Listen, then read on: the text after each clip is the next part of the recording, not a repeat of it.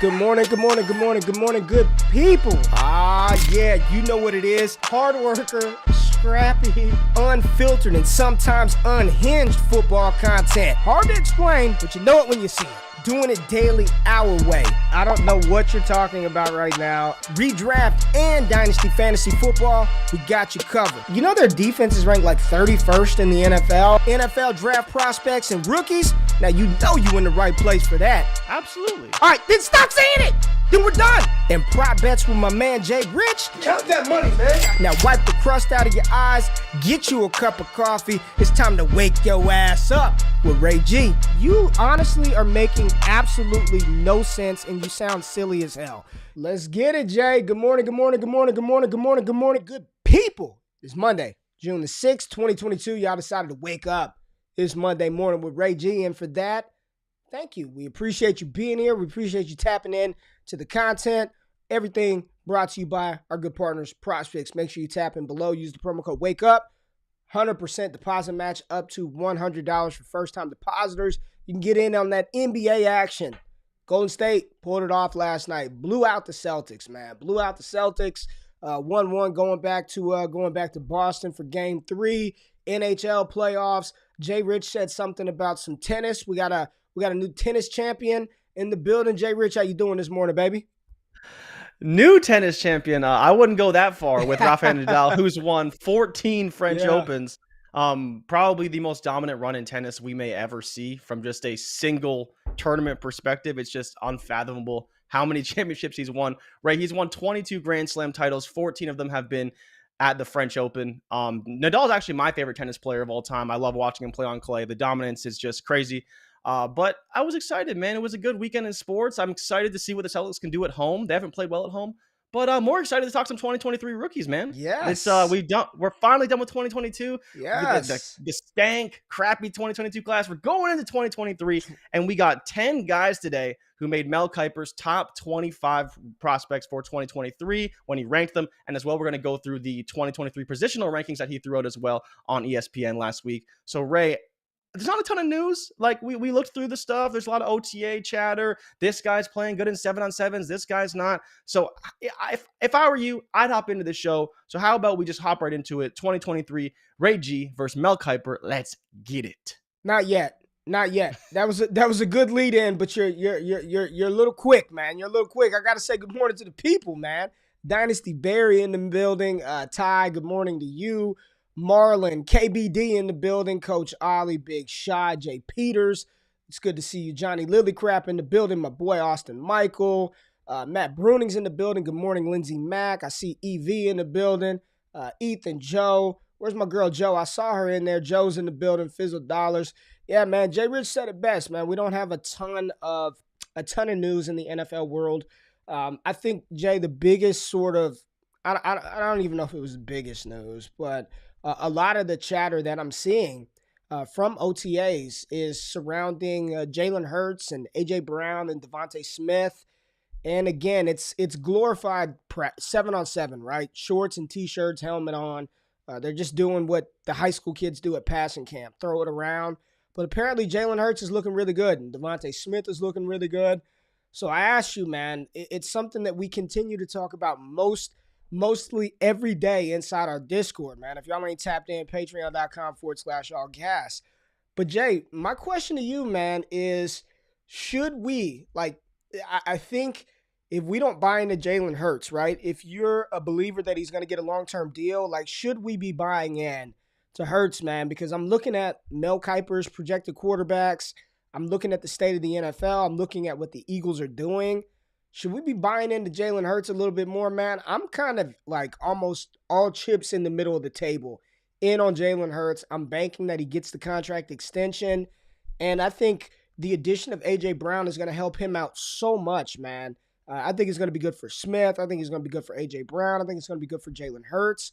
Where's your kind of feelings at with Jalen Hurts today? And just trying to see where you're at with him. I'm a big fan. Like I think for fantasy purposes, especially, what we've seen is a guy who can produce for us. And that's the most important thing. We want a guy who can produce for us in fantasy. And so that's why I think you should buy in. Even if you don't believe in him long term, you should be able to flip him this year if you truly don't believe. And we caught a ton of flack for taking Jalen Hurts over Trevor Lawrence. But at the end of the day, we need guys that are going to produce for us on the field. And if we believe that Jalen Hurts can produce beyond this season, which I do believe that, I believe that he will get that extension. I believe he'll be the quarterback there for a while, unless he plays really badly, which again, for fantasy, probably won't be so bad. It just comes down to is can he get them to the promised land? For me, though, I am buying in. I think that what they're doing to surround him with this talent is going to make him a better quarterback. They're going to make his job easier. So again, for me, I am buying in. I think you would be foolish not to some degree. I get cost is everything, and I talk about that a lot when we talk about fantasy football. But I think Jalen Hurts is worth the risk at his present cost because I think he's going to be a top 10 quarterback. And if he does that, you can probably flip him for something pretty damn good if you really don't believe overall. Yeah, man. Listen, his first season where he played those last 4 games of his rookie year, that was Doug Peterson's last year. It was 4-game sample size. He was a rookie. He was never supposed to play. Carson Wentz was supposed to be the guy. He comes in. I think he had 2 good games and 2 really bad games. And then last year, I believe through the first half of last season, Philadelphia had the highest combination of offensive line changes in the NFL. Like there was no continuity up front. Their wide receiver core was Devontae Smith and then nobody else, right? Jalen Reagor, Quez Watkins, he's all right, but it's Quez Watkins, right? Travis Fulgham, Greg Ward, J.J. Arcega-Whiteside. The receiving core was putrid. They were running Zach Ertz and Goddard out there. Ertz leaves. Goddard was in and out. So I think this is the year, man, where everything is aligning for Jalen Hurts to have the best opportunity to shine. And while I'm not going to one-for-one compare him, Jay, to Josh Allen, I'm not going to do that. But what I will say is look how much better Allen got when he received a true game-changing wide receiver, which opened up the offense, which spread out the defense. And I think that's what A.J. Brown is going to do for this Philadelphia 100%. Eagles offense and Jalen Hurts. And everybody likes to just throw it out. Oh, shit, they can just trade up and grab a quarterback. This isn't Madden. This isn't dynasty fantasy football, right? If the Eagles – right now, Vegas has them projected to tied with Dallas to win the NFC East. I believe their over-under is 9.5 wins. If they're a 9, 10, 11-win team, like their picks are going to be later. And I know they got some picks from New Orleans and things of that nature. But if they're a playoff team, if they go to the wild card or win a game in the play, why on earth would they reset their franchise for a rookie quarterback who may or may not be better than Jalen Hurts? The more I think through this thing, I think he's going to get a contract extension. He is going to be the quarterback of the future. And right now, while everybody is, I'm too nervous, I don't want him, I think now is the time to be investing in Jalen Hurts. And I want him, Jay. I'm a big fan. And when we look at some of these quarterbacks today, I'll just ask you, are you sure that this quarterback is better than what you're getting out of Jalen Hurts right now, Yeah, for sure. And that's the biggest problem is that we don't know who's coming. Well, we know who's coming in, but we don't know whether they're going to be good, bad, the other. And people try to project these things, but overall, we just have to suspect that Jalen Hurts will be there over the long term because of what they're doing around him. And like you're saying, they have these picks to bolster the offense, defense in the future to help him overall again. Yeah, Ollie, Devonta Smith, single coverage. I mean, it's going to be good luck trying to deal with that. Jay looks like he's in 32-bit right now. I don't know what's going on there, but just ignore Jay for a little bit. It'll clear back up. But I'm with you, man. So let's dive in, man. Let's dive in and talk Mel Kiper. So Mel Kiper last week put out a top 25 list, and then he put out a top 10 positional rankings list. So you want to go through the positional rankings, and then we'll go to the top 25 to see which of those guys actually fit into his top 25? All right, we'll do that. Let's do that. All right, so let's pop it off. Somebody said my bummy internet is sabotaging Jay Rich. No, that's his Canadian I would believe internet, that. man. I would believe that. I'd believe that. No, that's his Canadian internet. We're going to get him off the screen just for a minute until it clears up, and then we'll bring him back. That ain't me. Yeah, Fizzle Dollars, that's right. You got that Maple Leaf connection right now. That ain't got nothing to do with me. But let's dive in. All right, quarterbacks. Let's move this out of the way since Jay isn't there. Let's bring him back. it looks a little better. Quarterback. So here goes Mel Kiper's top 10 quarterbacks right now. It's early, so give Mel some slack, right? But he's got Bryce Young at the top, followed by CJ Stroud, Tyler Van Dyke from Miami. Let me put the schools for those people who may be listening. Anthony Richardson, quarterback out of Florida. Will Levis, quarterback from Kentucky. Jaron Hall. A lot of people don't know who Jaron Hall is. Quarterback out of BYU. Tanner McKee, highly touted prospect. Feels like 10 years ago, but out of Stanford. Devin Leary, somebody that I really like a lot from North Carolina State. Phil Jerkovich from Boston College. And Hendon Hooker from Tennessee. So here goes Mel Kiper's top 10 quarterbacks. I think for the most part, 1 and 2, you could flip-flop those guys, and most people are going to agree with that. For me, I got CJ Stroud at the top, followed by Bryce Young at 2. Van Dyke, statue-type quarterback out of Miami, and I'm seeing a lot of buzz about he's probably going to be the one, Anthony Richardson, big-time boomer bust potential. The athleticism is through the roof, the size, the intangibles, but he's just got to become a more consistent thrower of the football, which, to be fair to Anthony Richardson, he didn't really have a chance to develop that consistency last year. The Florida coaching staff was bad. The team was bad. So I've got high hopes for Rich this year. And then we got Will Levis out of Kentucky, and we've talked about him on this show quite a bit, Jay. But probably you look at this list, the best arm talent in this like just arm strength, velocity. Yeah. Will Levis has it. What are your thoughts on the top 5 quarterbacks? Van Dyke, Richardson, Levis, Stroud, and Young. Well, I got to give you a little bit of credit here. This was your top 5. It was in a slightly different order, right? But when we talked about it, what was this? Probably almost 2 months ago. It feels like when we talked about these quarterbacks, you had the same 5, right? And I'm curious. I do have one question for you. I'll talk about these guys a little bit. But I think Bryce Young at the top is interesting, right? Because like you said, you have Stroud at number 1. My question to you though is that for fantasy or for the NFL? Because I think for the NFL, I may be closer, but I think for fantasy, I probably want Stroud. So do you have Stroud number 1 as far as pro potential and fantasy potential, or more so just for fantasy? I don't know, man. They're kind of both one and the same. We've asked this question a bunch. Like, do I think either of these guys could be top 5 quarterbacks in fantasy? No, I don't. Yeah. I don't think either of them could be top 5 quarterbacks. I don't believe they have. We talk about Jalen Hurts, we talk about a Trey Lance. Like, I think there's a world in which, because of their rushing upside, that they can be top 5 fantasy quarterbacks. I don't think we're getting that out of Bryce Young or CJ Stroud. They can run, they don't run. And you quite frankly don't really want Bryce Young running. And I participated in a Devy summit with a bunch of Devy guys, and Ryan McDowell and I were on a AMA together. And he's very concerned about Bryce Young and his size, man. Really? McDowell was like, he's the type of player that we've seen this story before. Dominates through college, gets to the pre-draft process, and then they're concerned about, the weight, the size. I don't know, man. I tend to lean on the fact that he's doing it in the SEC, so if he could do it in the SEC and handle that, then he should be fine. But there's no doubt the dude is just tiny, man. He's a very slender build at quarterback, right? He's got more than enough arm strength, but he doesn't have a cannon. He can move, but you really don't want him to run. So you're asking me, do I think Bryce Young and CJ Stroud could just stand back in the pocket and just dissect defenses?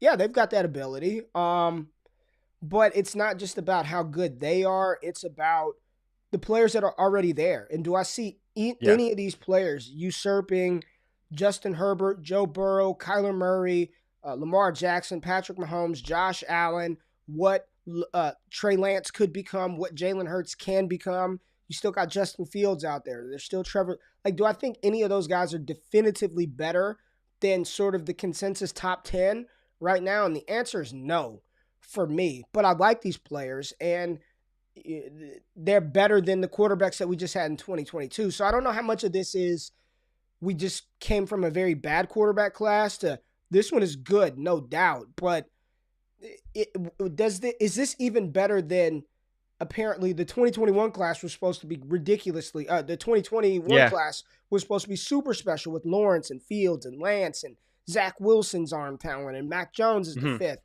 Is it even better than that, man? Like, is the top 5 here better than the top 5 from 2021. And don't think about what they did this season, but as prospects. Are these top 5 better than Fields, Lance, Lawrence, Wilson, and Jones?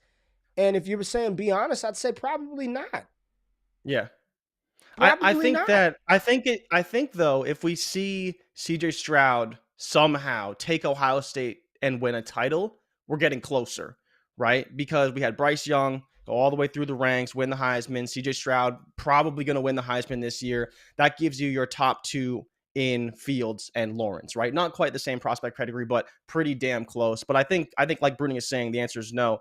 And I think that's correct, right? Because Van Dyke, Richardson, like if Mac Jones was the third guy, quote unquote, he was also an undefeated champion, right? At Shit, he was the Alabama. He 5th was, guy. He was the 5th yeah. guy. But I'm saying, like, it's just from whatever you want to call it. Then you got Trey Lance kind of coming out of the woodwork, FCS quarterback, and then Zach Wilson, who kind of turned heads, which we may see from Levis, right? We say the same type of comps, the arm talent, the sort of out of nowhereness. I think Will Levis is probably the most interesting for me. Richardson, obviously, because of the boom bust potential, but Levis, Yeah. not having Wan'Dale Robinson, we're not really sure what that Kentucky offense is going to look like. Obviously, playing in the SEC, he could struggle, and that may hurt his overall draft stock. But I think, what we're going to see from Van Dyke this season will be pretty damn good. And then obviously Stroud and Young. But I'm curious how this shakes out. Is there anybody outside the top 5 that you think could jump in the top 5? Like, is Jaron Hall a guy that you're looking at? I personally think Phil Jurkovich is a guy that NFL people are going to like a lot, Yeah, because I agree with he's been a that. starter for a long time. He's kind of a big guy. He's got a big arm, BC, we'll see. But I do think he's a guy who will rise overall. But is there anybody else that like I said, not necessarily top 5, but is there anybody that you think here that could rise to the top 5, maybe bumping a Richardson down if he has a bad season, a Will Levis down, maybe a Van Dyke down? Because we know that 3 is really up for grabs right now. We expect it to be one of those 3 guys, but it is up for grabs as far as I'm concerned. And Bryce Young and Stroud will obviously be at the top no matter what. So I think Devin Leary is somebody I'm very interested in. At North Carolina State last year, 12 games, 65.7% completion percentage. So not bad, right? 3,400 passing yards, 35 touchdowns to only 5 interceptions. And that's coming off of, now what's interesting is his true freshman season, he had 1,200 passing yards, 8 touchdowns, 5 picks. And then the ACC in that COVID shortened year, he only played 4 games, but 890, 8 touchdowns, and 2 picks. So I think Devin Leary, I see some people talking about Hendon Hooker. We'll see with Hendon Hooker. I think he's athletic. Yeah. I think he's got the skill set. We'll see. I think one player that's not on the list, and let me pull him up real quick, right? Let me pull him up, is Cam Rising from Utah. Yes. Very interested in Cam Rising. Last year, 13 games for Utah, kind of weird quarterback situation there, but 2,500 passing yards, 20 touchdowns, 5 interceptions. He also had 500 rushing yards and 6 touchdowns. He's got this porn star mustache, and Utah's going to be a real good team this year. So Cam Rising not on this list, but somebody that I'm paying close attention to this fall. I don't get the Tanner McKee hype, but again, you talked about Phil Jurkovich being a guy that NFL teams are probably going to like. I can see Tanner McKee coming from Stanford, smart kid, the high pedigree. Like, I can see them, all over Tanner McKee. I think that the true game changer in this class, man, is Anthony Richardson. Like, that's the one where, for fantasy purposes and the NFL, if he can put it together, man, I think he's got an even higher fantasy ceiling than Young and Stroud. Like, really, I really do. He's the one that if he can pull it all together, and you just look at what he did last year. I mean, he didn't play, right? He had 7 games, threw the ball 64 times, 529 yards, 6 touchdowns, 5 interceptions, 59% completion percentage. But here's the kill part, man. 51 carries, 401 yards, 3 touchdowns. So he's the one where if he needs to. And Jordan Reed from ESPN, I was talking to him on Twitter the other day, Jay. He said he did a deep dive into a lot of these quarterbacks, and he's like, there's a couple of them that are clear-cut, and then everybody else they need to take a big step forward. All of them. Yeah. Richardson, Levis, all these guys. So it's going to be interesting this fall, but right now I think the key the key takeaway is after QB2. You got 2. right? We got two. After That's all we know. QB2, We got two. so let me just ask you right now today, would you rather have Lance, Fields, or Van Dyke, Richardson, Levis? No, I'm taking Lancer Fields for Yeah, sure. same. For Same. sure, right? Same. Absolutely. Same. And Same. even with Fields' situation, I think he's going to get a lot better. And Same. then Eric, Heisman member Eric, also asked in the chat, are you surprised that Rattler and DJU aren't on this list? And do you think they can make this list come next season if they even declare? Spencer Rattler, yes. DJU, no. I think DJU's cooked, man. I don't even know. I don't even know if he holds off Cade Klubnik for the entire season. That's the next question, right? Like is 5-star quarterback Cade Klubnik probably going to beat out DJU if he plays pretty decent? Because DJU I don't know if DJU struggles early. And the thing is, Clemson's already shown that they have no problem pulling out the incumbent starter. They did that with Trevor Lawrence and Kelly Bryant. Kelly Bryant was not bad, but Lawrence was the better prospect, gave their team the best chance to win. And I remember them yanking Kelly Bryant, inserting Trevor Lawrence, and then the rest was history. So, that's Rattler. I still think there's a shot that he can be he'll be in the SEC at least, right? So if he does play well, he could rise up some boards a little bit. Yeah, I think he could be a day 2 pick. Barry Sanders on in the background, man. I'm just watching some Barry Sanders, just nuts. All right, let's go to running backs. This one is interesting, Jay. Let's look at Mel's running backs. All right. So at the top, we got Bijan Robinson, surprise, surprise. Jahmyr Gibbs from Alabama. Devon Achane from Texas A&M. Zach Evans, the running back at Ole Miss. Tank Bigsby from Auburn. Deuce Vaughn, Kansas State. 5'6", 165-pound Deuce Vaughn. You know I'm a Deuce Vaughn fan. Zach Charbonnet from UCLA. Sean Tucker at 8. Woo! Dwayne McBride from UAB. Sean Tucker, Syracuse. Dwayne McBride, UAB. And Travis Dye, USC, as his top running backs. Jay, no dissension at the top, right? Bijan, no. We were talking pre-show, how high does he go in the NFL draft is really the real question, right? I don't think he's going to be a top 10 pick, but he should be a first rounder in 2023 at running back. Jahmyr Gibbs is my running back 2. I'm looking at my rankings right now. Jahmyr Gibbs is the RB2 in my ranks. And let me just see. I think I've got Tucker at 3. But what are your thoughts on Mel Kiper's top 10 running backs? And I'm just going to be honest, had no clue, really have not dug into any Dwayne McBride, don't even have him ranked. Yeah. So I can't speak a ton on him. But everybody else, from Charbonnet, Vaughn, Achane, Bigsby, Tucker, Evans, they're all inside my top 10. Different order, but all those guys are top 10. What are your thoughts on this running back class compared to the running backs that we saw in 2022, the running backs that we saw in 2021, and let's even take it back to 2020 with Jonathan Taylor, Swift, Dobbins, Akers, and A.J. Dillon and all those guys. Antonio Gibson, what are your thoughts on this running back core? I think looking at it now as like a kind of complete list, and I've looked at it a couple times, is that it's underwhelming is the only way to put it. It kind of is, isn't it? It's underwhelming, right? It's a one-man show in Bijan Robinson. No. It's not a one-man show. Jahmyr Gibbs is fucking dope.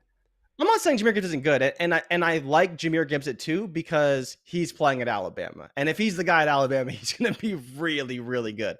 So I think there's a reason why he's at 2, even though he's not the biggest guy, and few people have some size concerns about him. But overall, I do think the list, it just strikes me as underwhelming. As much as I do like Charbonnet, and he looked so good this year, I was kind of shocked, and I'm sure you were too, that he didn't declare, right, with how good he looked. Sean Tucker, I know someone that you really like, think he's going to have another really good season. Could be a Doak Walker finalist candidate type of guy. Probably not going to win because of Bijan, but definitely could be in the running. It's more so the smaller guys, right? The Deuce Vaughns, the Travis Dyes. How do they fit into the NFL? And we're not really going to value them as much in fantasy because we know they're satellite guys. And well, I'll ask you about Dye right now, obviously playing at USC. Yeah. Do you think he can be more than a satellite guy where Deuce Vaughn is kind of has to be, right? I love Travis Dye. I love USC, but he's a satellite plus guy.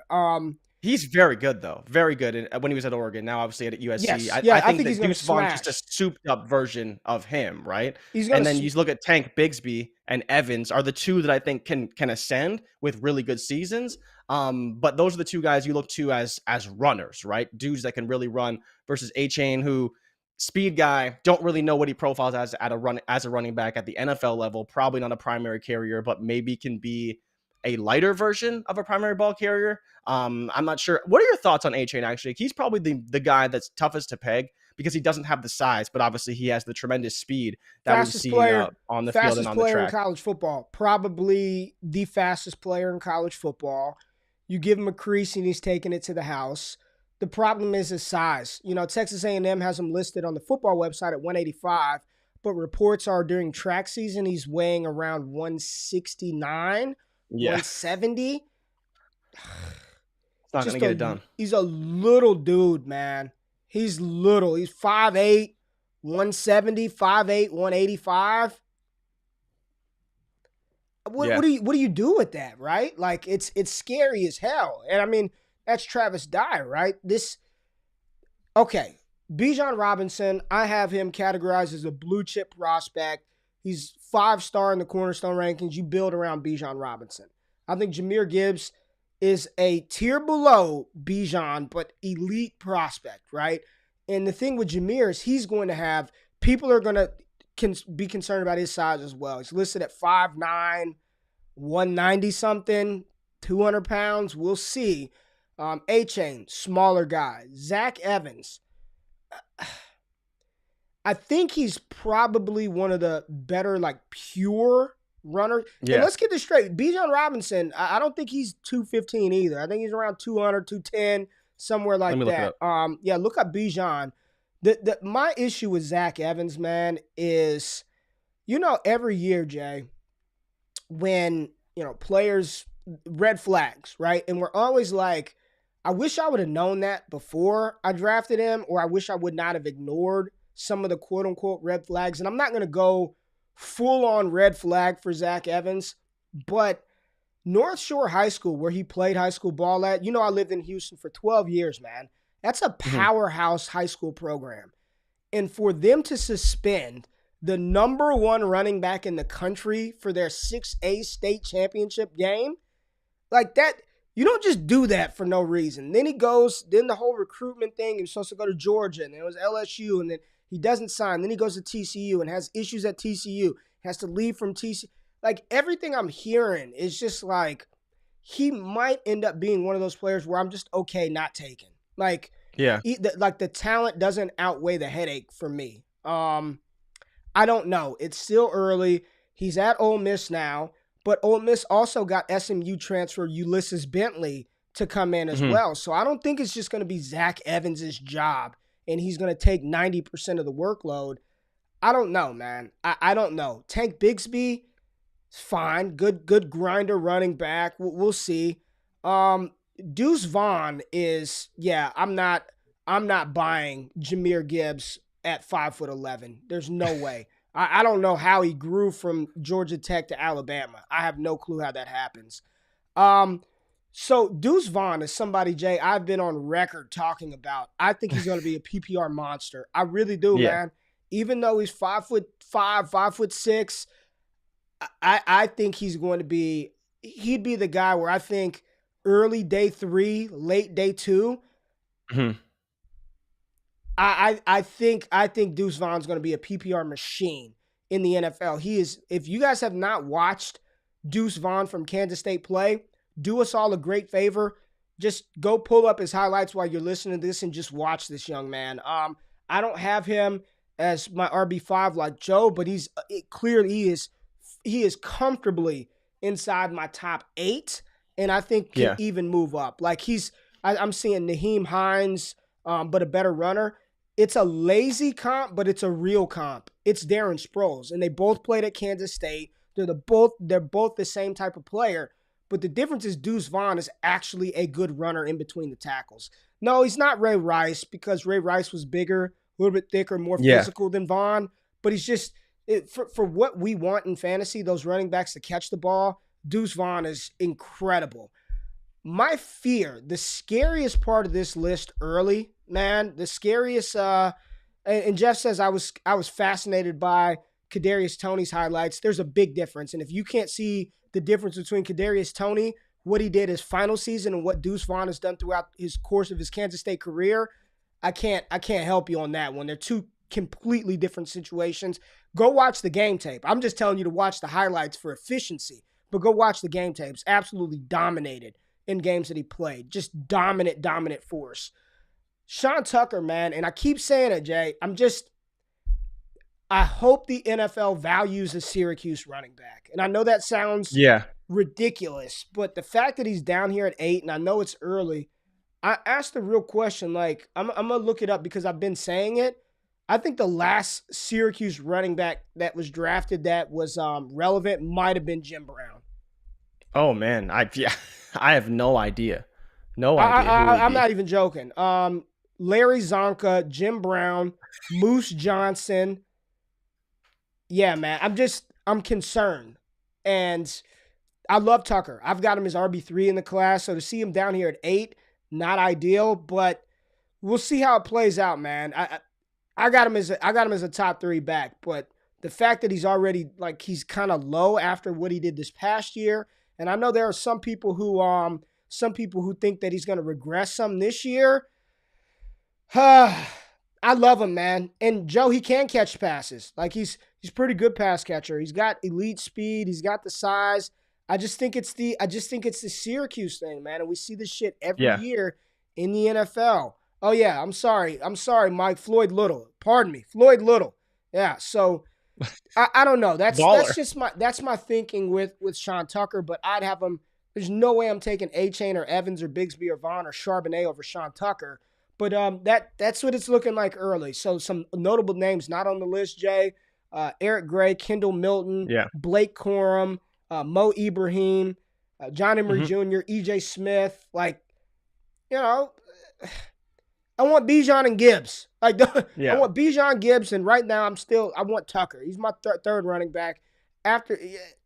It's fine, man. It's a good running back class. It's a good The prize is Bijan Robinson. This is the Saquon Barkley. This is the prize, right? You want Bijan. So I don't know. I don't know, man. I don't know. So any episode with a Jim Brown reference is must see TV. Yeah, man. Yeah. So shit. Here we go. What's up? You were gonna say something. I was gonna say so. Bijan listed at 215 on a few different sites. And then 221 on Texas' site. So, if we want to believe Texas, sure, but somewhere around, 215 to 220 is probably what he's going to weigh in at. Yep. What's Deuce's ideal landing spot? A team that will utilize the running back in the receiving game. It's a good one. A better version of Tariq Cohen. Yeah. I like it. You know what's crazy? His freshman year, he averaged 17 yards per reception on 25 receptions. Just read Deuce Vaughn's stats out for the people, man. Read Deuce Vaughn's stats out. As a freshman, 123 carries, 642 yards, 7 touchdowns, which is 5.2 a carry. And then through the receiving game, 25 receptions, 434 yards, 17.4 reception, and 2 touchdowns. Then last season, 235 carries, 1,400 yards, 18 touchdowns on the ground with 50 receptions, 468 yards, and another 4 touchdowns through the air. So damn near 2,000 all-purpose yards as a sophomore. Yeah, almost 1,900 all-purpose yards and over 22 touchdowns. Yeah, 22 touchdowns. The beast, and that's man. under 300 touches too. More carries and more yards than Bijan Robinson. He's a beast, in the same conference. He's a beast, man. He's a beast. So let's talk to wide receivers. Let's get to the wide receivers in this 23 class. And here we go. At the top, JSN, Jackson Smith and Jigba from Ohio State. Keyshawn Boutte, LSU. Jordan Addison, USC. Josh Downs, North Carolina. Tyler Harrell, Alabama. Quentin Johnston, TCU. Raheem Jarrett, Maryland. Zay Flowers from Boston College. Jermaine Burton, Alabama. And Marvin Mims from Oklahoma. Those are Mel's top wide receivers. And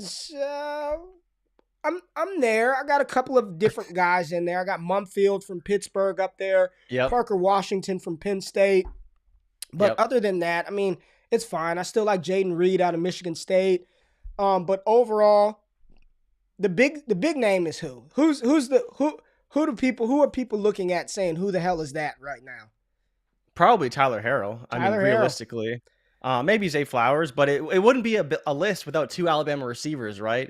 If you're doing a top 10 list of wide receivers in college football, it's you got to have 2 Alabama guys on there. So where are you at with Harrell? I mean, I think Burton's going to be the one. I don't really have any questions about that. I'd be pretty shocked if Harrell was the one, to be honest. I think it's going to be Burton, even though he is transferring. There's a rapport with Bryce Young. I get it. But I think Burton's just so damn good. He's going to quickly pass Harrell. Like, we didn't see JMO coming out of the woodwork. We thought it'd be Mechie. So maybe, you never know. But I still think that it will be Burton overall. I am surprised to see Josh Downs so high, because while he's good, I don't know if he's that good. And I think that 4 spot is up for grabs. I like seeing Downs there because he's super talented, but I wouldn't be surprised if Burton was up there, if Quentin Johnson was up there, if Raheem Jarrett was up there when it's all said and done. But I do like Downs, and I think he'll have a good season. I just don't know if he's going to be the 4th guy on this list come next April. Well, my new wide receiver sort of crush right now is old Tyler Harrell. I saw what Bryce Young was able to do with Jameson Williams. And Tyler Harrell comes in from Louisville. Want to know what he did last year at Louisville? And apparently Alabama tampered to get him to transfer. So, yeah. You know what he did last year at Louisville? He had 18 catches. Didn't he have 18 catches? 18 catches, 540-something yards, and 6 touchdowns with Malik Cunningham at quarterback. He averaged, I believe, 29 yards per reception last year. He's been verified at a 4.2 40-yard dash.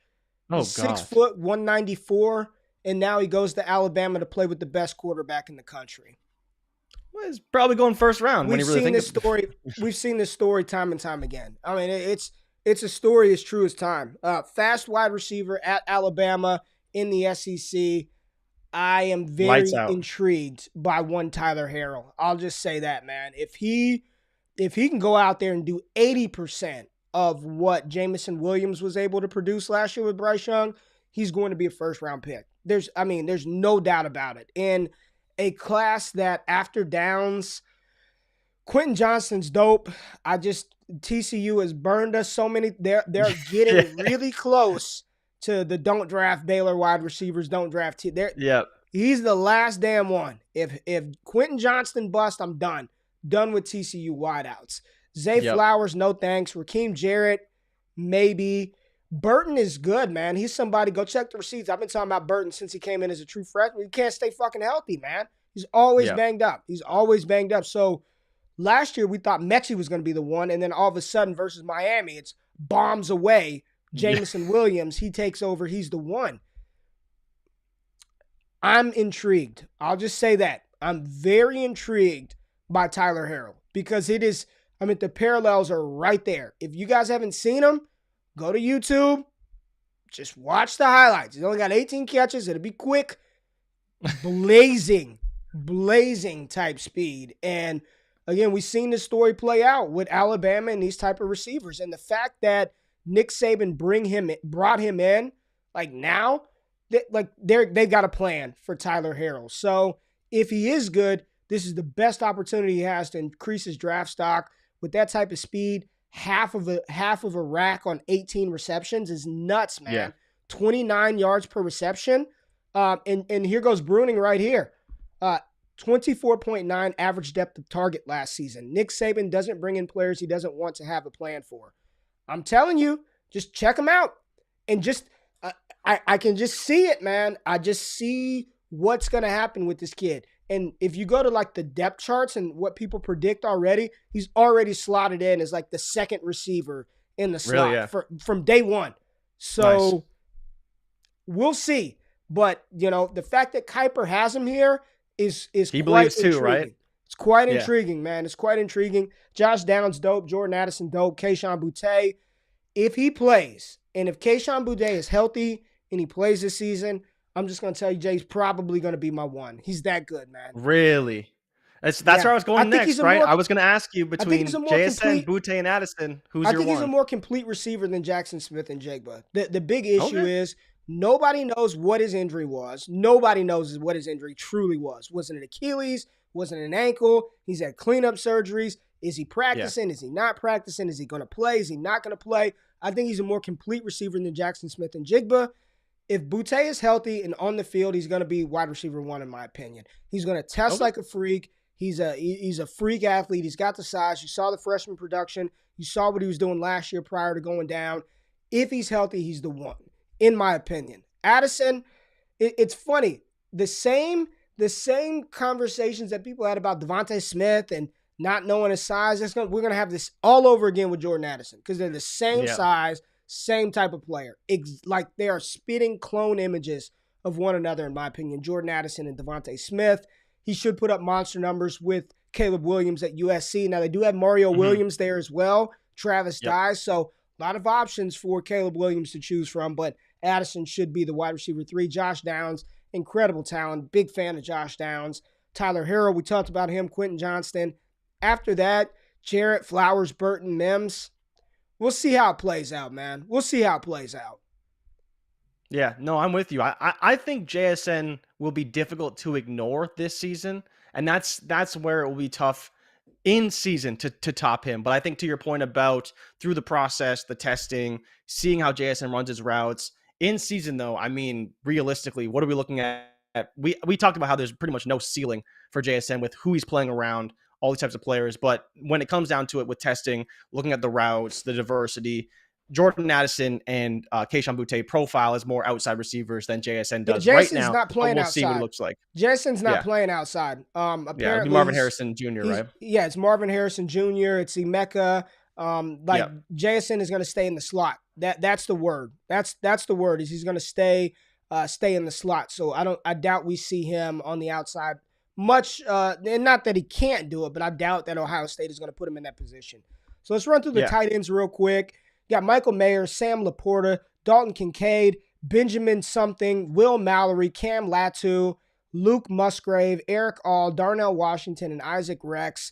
Michael Mayer is going to be a first-round pick in rookie drafts. He's an elite prospect, day one, locked and loaded starting tight end.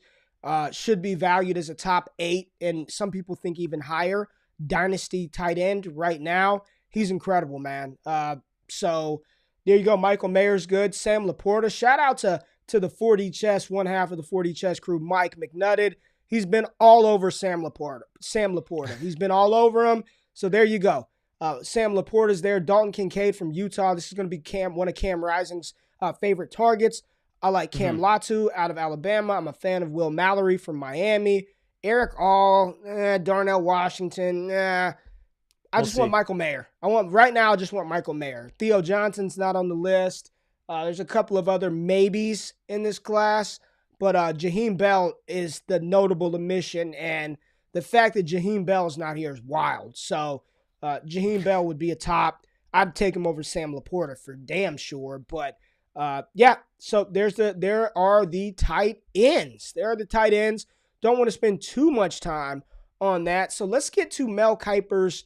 Of all the players we just talked about, Jay, what did I say when I looked at the show sheet? I said, damn, these are the only prospects inside of his top 25. So go ahead and give us Mel Kiper's, which players from all the players we looked at are top 25. And he does have Jaheim Bell as top 10 in the H-back category, but not tight end. Okay. He is an H-back tight end, but let's go. So Bryce Young was listed QB1 at 2 overall, with CJ Stroud at 3 overall. And then you have Jackson Smith-Njigba at 5th overall, the first wide receiver off the board. Michael Mayer at 7, obviously tight end 1, 7th overall. Keishawn Butte at LSU at 9. Bijan Robinson at 10 to round out the top 10. Tyler Van Dyke at 12. Anthony Richardson out of Florida at 13. Jordan Addison at 18. And then Will Levis at 22. So 10 guys from our fantasy skill position players in the top 10 for Mel Kiper Jr. Ray, you thought it was not enough. And I know that we expect a lot of quarterbacks to be. I think the more surprising part is we have 5 quarterbacks in the top 25.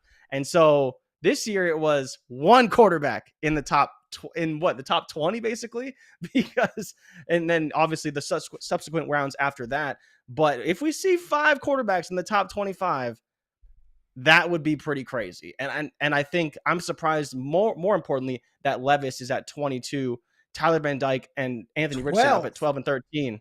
That's high. Like, that's very high, because I don't think there's that many teams that need quarterbacks, but we've always said there is always a world where we may see some teams switch up and take a quarterback because playing with the guy you got just isn't going to be the one. We know the Lions need a quarterback. We know that the Houston Texans could be in line for a quarterback depending on how they feel about Davis Mills. But, there's a lot of teams who could need quarterbacks, but 5 in the top 25 is spicy. Even though the quarterback class looks good, I don't know if it's that good, but we'll see.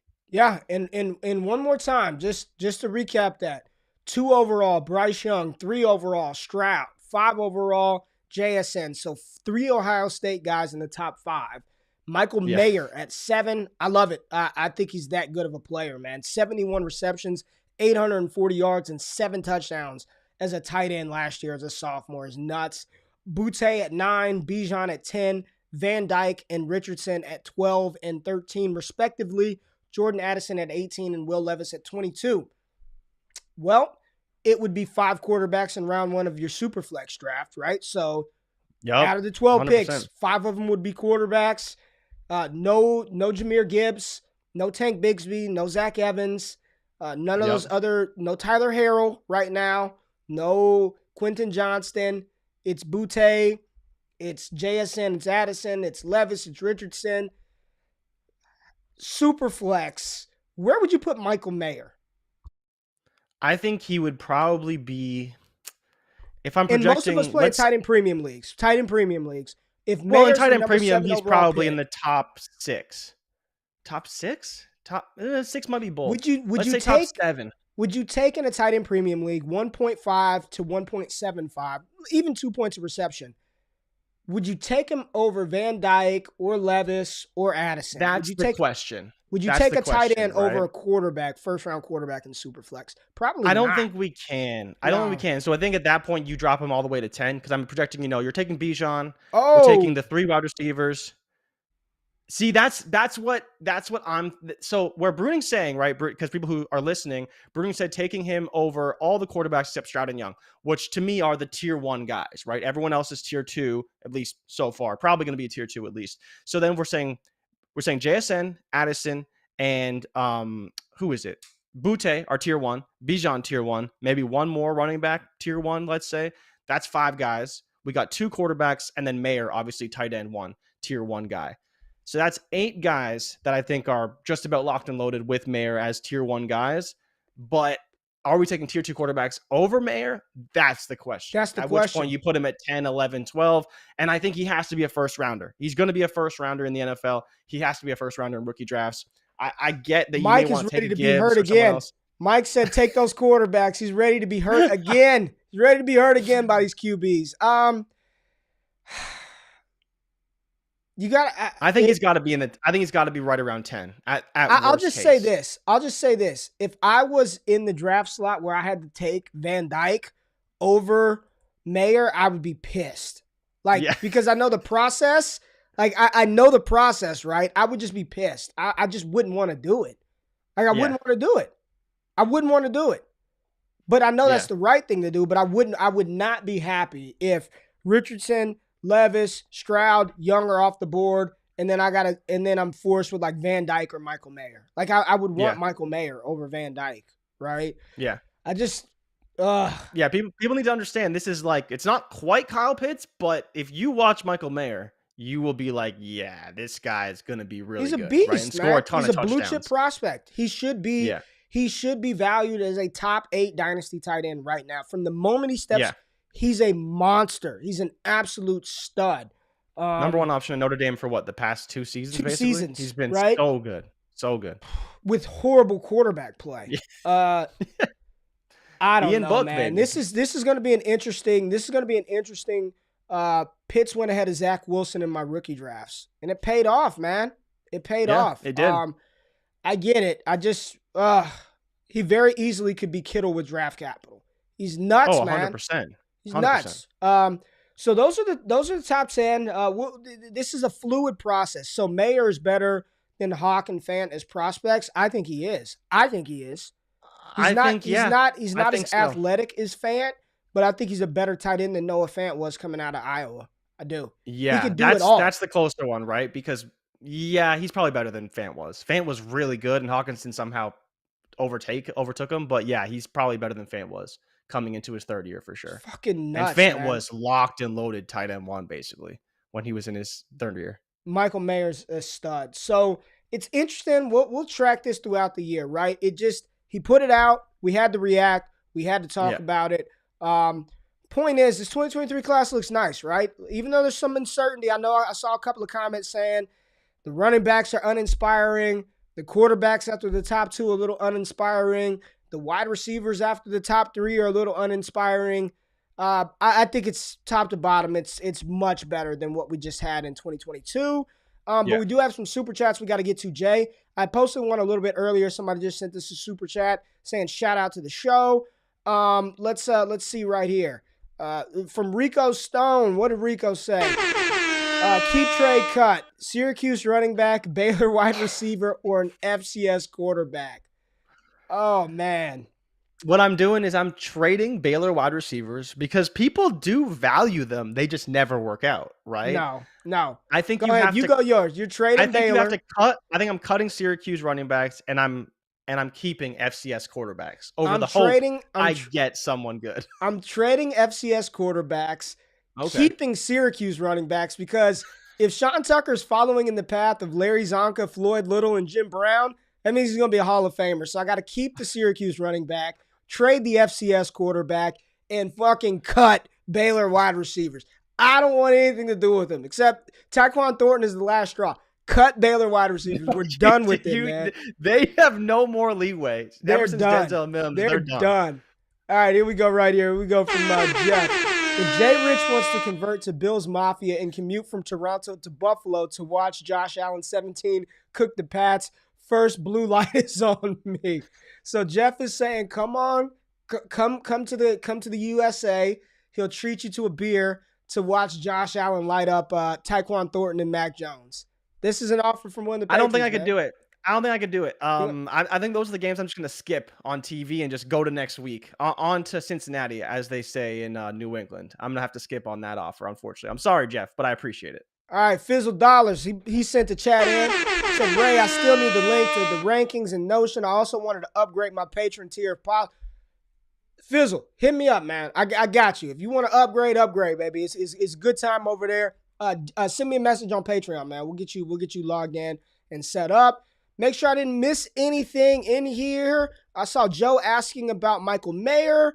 Yes, Joe. Caress that like. I'm like, Joe, the vibes are right on Monday. Caress that like button. Jay is looking terrible. We're getting him off the screen. Hit that like button. What do we have? Heisman tier. Bring it on up. Bring it on up to that Heisman tier. But listen, man, I appreciate y'all tapping in this Monday. We're going to follow these rookies, man, because this 2023 class, it's good. 2024 is good, but 2023 is legit. And if it's this good already, where we're talking about taking a goddamn tight end over first-round quarterbacks, then wait until the season progresses and we get those players that kind of pop out of nowhere. It's going to be a good class. My opinion, be acquiring as many of these picks as possible right now, if you can, in your Dynasty League. So, good show today. I'm glad y'all tapped in. I hope y'all have a wonderful freaking Monday. Jay, you look at, nope, Jordan still looks terrible. But guess what, y'all? I did load the outro in. So hit the thumbs up button, like, subscribe.